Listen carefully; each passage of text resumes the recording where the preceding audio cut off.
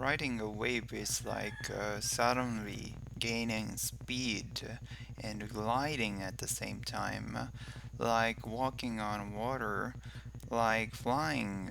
It's really like being one with the natural phenomenon. Surfboard requires a lot of ergonomic thinking. How do we stand on it? How do we not slip off? But it really has to work with that fluid environment. It's considered for the rider in some areas, and for water and physics in others. Surfboard is made out of a core element which tends to be foam, which makes it float. The skin of the surfboard is some kind of resin, uh, epoxy, sometimes glass fiber.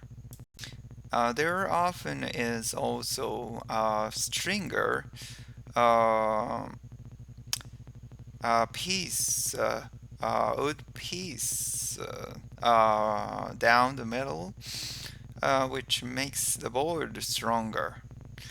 The rocker is the curvature of the board in the front, which is very important because that determines what kind of wave that you can take, how steep the wave is, and the tail affects the performance.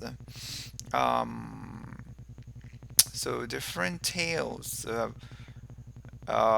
make the board react differently. So it's a lot about personal preferences. Our understanding of surfing comes from when the Tahitians in 1200 AD bring it to Hawaii.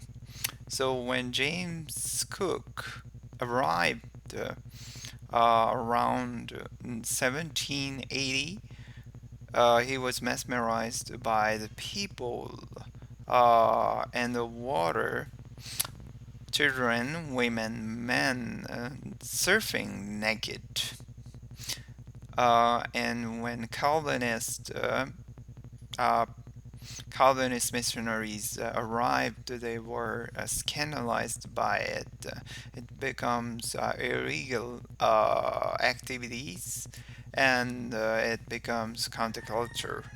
Father of modern surfing is a Hawaiian named Duke Kohanamoku. He was an extraordinary swimmer and wins gold at Olympics in 1912. He goes around the world to show his swimming, but brings surfboard and demonstrates surfing. Imagine people who have never seen it before, and suddenly some guy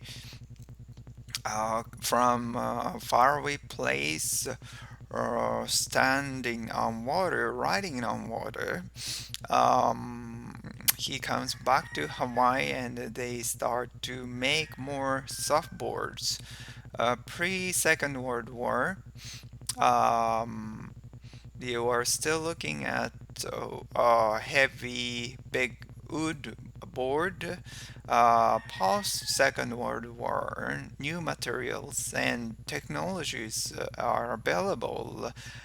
Those make the board lighter, more accessible, and cheaper. But it still continues to be a custom object, and something made specifically for person or a certain spot. It is a symbiotic relationship between the shaper and the sufferer. There is a lot of criteria between. There is a lot of criteria that affects the physics of how the surfboard is moving in water. A longboard is typically used to on smaller waves. So this light riding has a lot of style. So you walk on a board, you put your toes over it, and do hang ten. Uh, sh- so short boards are will be faster. They are harder to ride. They sink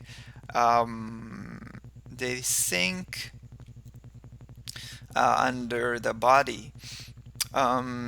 So the this board design is comes at the intersection between those physical factors and how you I want to put myself in the water. It's an expression as much as it is a physical activity. And the role is probably the role may be um, because the water is so elusive. You can't fight it, you can't change it. The best I can do is recognize what it does. And the surf may be big and getting bigger and surging while you're in the water, and the elements are changing and the wind is coming up. But so you really have to be in symbiosis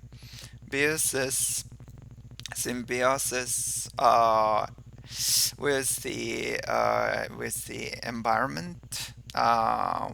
environment